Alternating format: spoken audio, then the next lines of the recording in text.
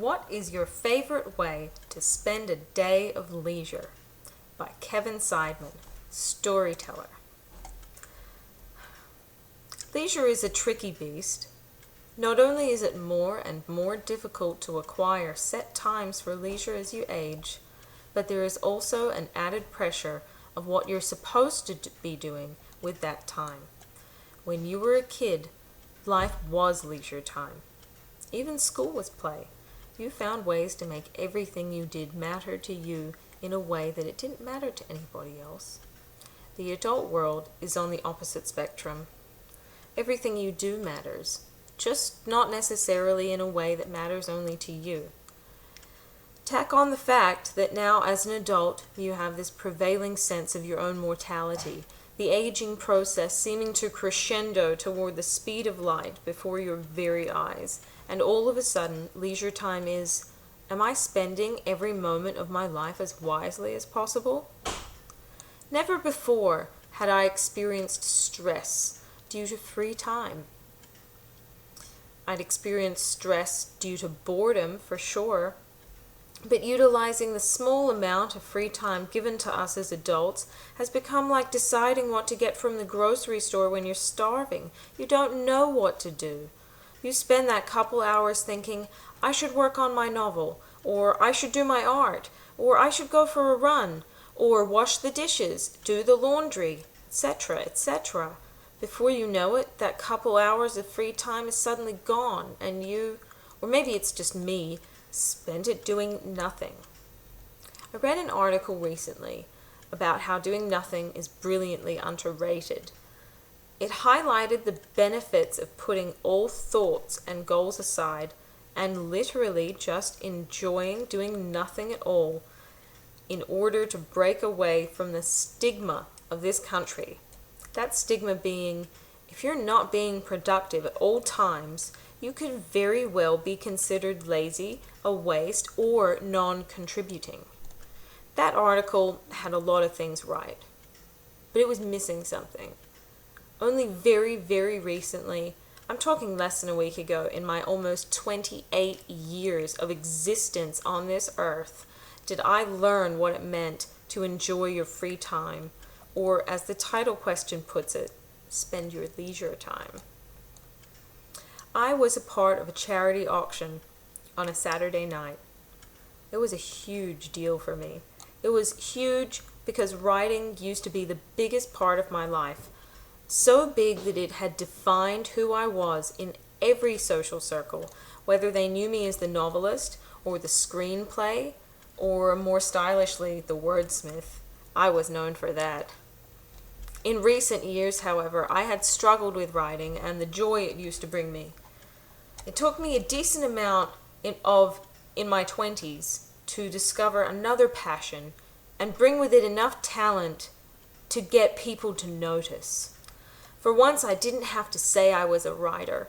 I could say I was an artist because I was putting together, in my humble opinion, rather wonderful pieces of digital paintings. I'd found another niche for myself, and it felt great. It felt greater than great. At a time in our lives when everybody has their thing, whether it be getting engaged, married, having a child, traveling, massive Twitter following, an iron grip on social media, buying a house, anything, you yearn for something to make you stand out.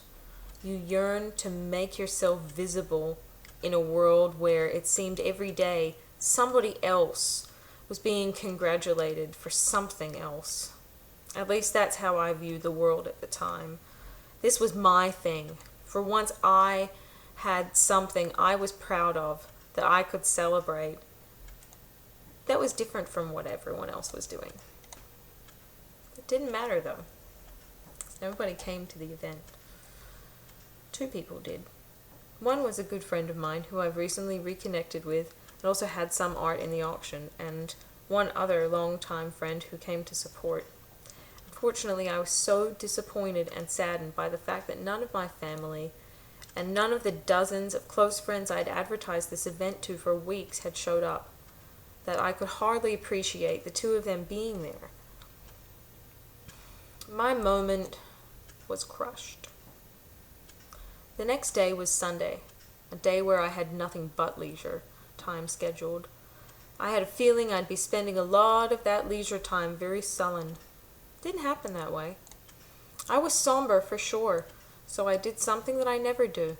I shut my phone off. It wasn't because I was mad at the world, because I wasn't. That was the key component to all this. I shut it off because I realized the reason I was so disappointed last night didn't lie in the instance of having no friends show up. It was embedded in my disappointment of receiving no praise for something that made me proud. I expected the others to give me the joy of seeing my art hanging up somewhere that wasn't my apartment instead of giving the joy to myself. I then realized that my phone was the chief enabler of this habit. Each day, every day, I check it in hopes that someone is contacting me for something, so I will feel needed, wanted, valuable in some way. So shutting off the phone was hard. Disconnecting myself from the drug of validation was hard, but it was required. Didn't just shut off my phone. I stayed offline, off Facebook, off Twitter. I entered complete radio silence in order to be with myself and with my emotions. Then I ran. Like Forrest Gump, I ran. 10 miles to be exact. I'd never run that far in my life, not even half that far. But I had so much emotional energy that I just had the surge to keep going. I'm not so sure I would have gone so far if I wasn't hoping my phone would buzz with an email, text, or a call to distract me. It even brought me 2 moments much smaller in scale than the art auction, but much grander in scope when it came to what truly mattered. At mile 8, I was getting too thirsty to keep going, but I wanted to go to mile 10. I stopped into a pizza shop near my apartment, one I frequent, and explained my situation while out of breath. I told the guy behind the counter, "Hey man, I'm in here all the time. I've got no cash on me. I just ran 8 miles. I want to run 10. I was wondering if you could just give me some water." The man threw his fist up in the air, told me to take a bottle of water from the fridge before cheering me on as I ran out the door. All of a sudden, I had another burst of energy from his act of compassion. Not soon after that, a pretty girl running toward me, seemingly in a similar situation to my own, saw me pushing forward with my water. She smiled at me, one of the most genuine smiles I've received in a long time. Gave me a thumbs up as we passed. I smiled back at her. It was the best part of my day. 2 complete strangers from tiny acts of compassion provided me with more joy than all the recognition I expected from the evening before. After my run, feeling quite satisfied and proud for achieving something I'd never done before, I reflected on those 2 moments of compassion. I know for a fact that I would have felt great had those 2 things not occurred, but they truly were icing on the cake. True compassion, as much as people say it's a quality they have, it's tough to come by. I not only experienced it then, but it made me want to do things that would cause others to experience it. The only way I could do that was to learn to validate myself without the need for others, and even without the compassion of others. It needed to come from a place within that I hadn't found yet, but caught a glimpse of during that run. I spent the rest of the day reflecting, meditating, my phone remaining off. And now, that's what I do with my leisure time. Writing, drawing, hanging with friends, all the pleasantries of life. Those are important for sure, but they come with a price if you aren't sure of yourself inside. Those are leisure time, if you understand what it means to be leisurely. So for now, I spend my leisure time in radio silence, reflecting, learning to love all that I am inside, so I am able to offer the world moments of compassion that will leave lasting impressions on their lives.